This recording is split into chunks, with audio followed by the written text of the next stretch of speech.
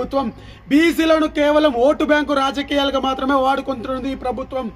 గతంలో ఉన్న economical weaker section కింద ఈడబ్ల్యూఎస్ కోటాలో 10% రిజర్వేషన్ కేటాయించడం జరిగింది సెంట్రల్ గవర్నమెంట్. ఏబీసీ అయిన దాన్ని వ్యతిరేకించిన, ఏబీసీ అయిన దాన్ని ఖండించలేం, బరాబర్ స్వాగతించడం. ఎకనామిక్ కూడా ఈ బీసీలు అంతో కొంత అక్కడిక్కడ రాజకీయంగా ఆర్థికంగా ఎదుగుతున్న సమక్షంలో చైతన్యం అవుతారు. కాబట్టి ఈ బీసీలను కులాల వారిగా విచ్ఛిన్నం చేసేసి వాళ్ళని దెబ్బతీద్దామనే ప్రయత్నం జరుగుతుంది. బీసీలను రాజకీయంగా ఆర్థికంగా ఎదగనీయకుండా అనేక శక్తులు పనిచేస్తున్నాయి. 2% లేని వాళ్ళు కూడా ఈ యొక్క ఉమ్మడి రాష్ట్రానికి 4 సార్లు ముఖ్యమంత్రి చేశారు. 10% లేని వాళ్ళు కూడా ఈ ఉమ్మడి రాష్ట్రానికి 10 సార్లు ముఖ్యమంత్రి పదవి చేశారు. మరి 50% ఉన్న మేము ఒక్కసారి కూడా ముఖ్యమంత్రి చేయలేమా? మేము అర్హులం కాలేమా? ఈ సీటు కేవలం రెడ్లకు, వెలమలకు, దొరలకి అంకితమా? మరి మాకు లేదా?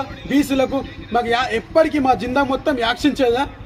కాబట్టి బీసీలందరూ చైతన్యమయ్యి ఈ యొక్క అగ్రవర్ణ పెత్తందారులకు ఈ యొక్క వాళ్ళ పరిపాలన అంతమొందించి బీసీ రాజ్యాధికారణ స్థాపనకై అందరూ కృషి చేయాలి. ఇదే విధంగా ఈ ప్రభుత్వానికి కూడా అల్టిమేటం జారీ చేస్తున్నాం. బీసీ సంఘాల తరఫున వీలైనంత త్వరగా బీసీలకు 42% రిజర్వేషన్ కల్పించి ఎన్నికలకు, స్థానిక సంస్థల ఎన్నికలు నిర్వహించాలని అల్టిమేటం జారీ చేస్తున్నాం. ఒక బీసీలో ఉండే 134 కులాలు కూడా ఏకమై పోరాడతాయి. ఇప్పుడు